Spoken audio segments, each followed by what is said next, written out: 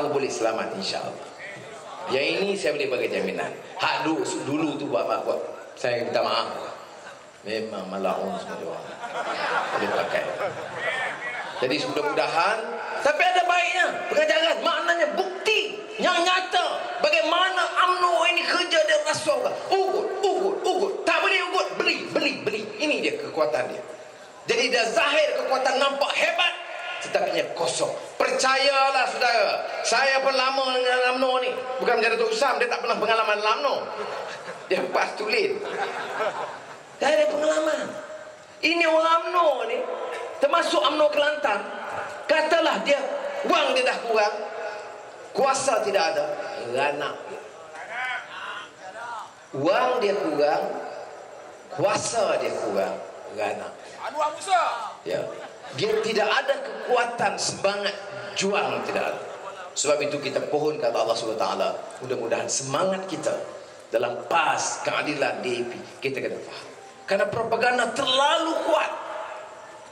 Tapi dia lah rasa gagah sebab tengok televisyen hari-hari. Kita tengok sikit aktif. Bila tanya saya tak tahu, saya tak tengok. Dia kata, Datuk Seri, Najib attack dia ke? Saya tak tahu. Jadi saya pun tak susah hati. Betul saya nasihat kepada Lim Guat Ing, dia duduk tengok susah hati. Kau dia tengok hari-hari demam jantung. Saya kena saja. Mana tidak? Masuk kes, nak masuk mahkamah. Pergi parlimen, nak kena gugur dari parlimen. Baca surat khabar, diaibkan hari-hari. Apa? Tapi saya bersyukur kepada Allah SWT. Kalau tanya Anwar mana kekuatan, kita doa kepada Allah SWT. Mana kekuatan? Kalau doa orang. Tengok dalam kes ini sampai Syekh Qardawi sendiri buat keluar kenyataan. Okay. Senang nak dapat Syekh Qardawi bagi keputusan. Saya jumpa Dr. Wahbah Zuhairi. Kebetulan dia nak pergi Medan. Saya turun daripada Dubai, jumpa di airport. Syekh Wahbah Zuhairi ini yang tafsir kitab Al-Munir, Quran, tafsir Quran Al-Munir. Itu Syekh Wahbah Zuhairi.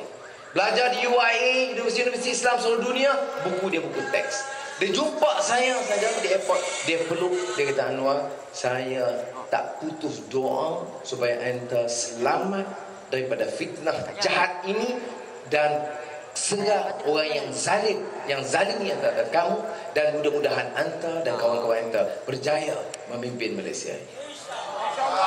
Saya bagi tahu, saya malam satu malam beberapa bulan yang lalu di rumah, hampir 12 malam, ada telefon daripada Syekh Abdul Razak daripada Kerala, India, Malappuram. Ya, negeri Kerala. Dia tempat saya kata, Syekh di mana? Dia kata Malappuram. Apa ada Syekh ada buat? Dia kata kami. Sebelum itu dia kata, Anwar mau buat apa sekarang? Saya kata nak tidur. 12 malam Azizah tunggu dah. Tunggu tidur. Kemudian dia kata tak, ambil wuduk sekarang. Saya kata saya dah solat dah. Dah, ambil wuduk sekarang. Syekh ni dah pergi ke sejadah, solat sunat di situ. Saya kata, pasal apa? Dia kata, kami ini ada perhimpunan zikir di Malappuram, Kerala, 10,000. Dan saya nak umumkan supaya mereka semua zikir dan solat hajat 2 rakaat. Solat hajat 2 rakaat untuk keselamatan Anwar. Ya. Malappuram, India. Jadi maknanya saudara, kekuatan doa ini ada. Bukan sahaja di Malaysia, di India, di Arab. Semasa di Hulu Selangor, tengah kita kempen, SMS datang daripada Maulana Muhammad Ehsan Hendrik.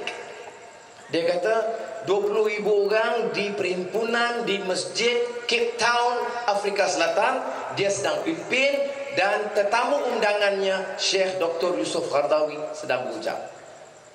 Dan dia teks kepada saya, Syekh Qardawi sempat sebut kepada hadirin, sahabat kita Anwar di Malaysia sedang dizalimi, minta anda sekalian doakan.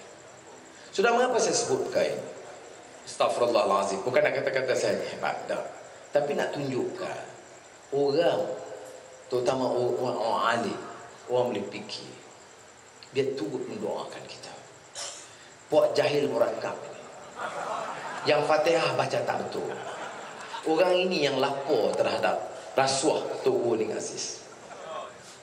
orang ini yang lulus judi, yang lulus lesen judi, yang duk rancang nak aibkan saya dan panggil budak ni ke rumah dia dah rancang.